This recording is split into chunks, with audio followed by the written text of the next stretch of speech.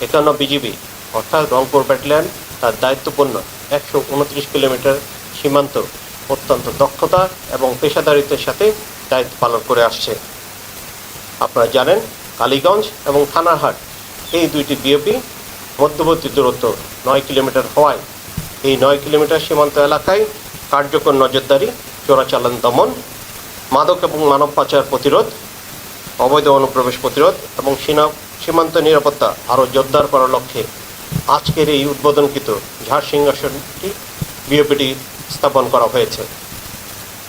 আমি দৃঢ়ভাবে বিশ্বাস করি ইনশাআল্লাহ এই বিওপিটি স্থাপনের ফলে বিজিবির অপারেশনাল সক্ষমতা আরও বৃদ্ধি পাবে এবং 51 বিজিবির সদস্যরা আরও সর্বোচ্চ নিষ্ঠা, সততা এবং পেশাদারিত্বের সাথে তাদের দায়িত্ব পালন করে যেতে পারবে ইনশাআল্লাহ।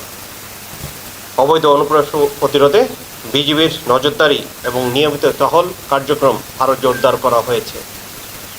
আমি সীমান্ত নিরাপত্তা নিশ্চিত করতে আপনাদের সকলের আন্তরিক সহযোগিতা কামনা করছি।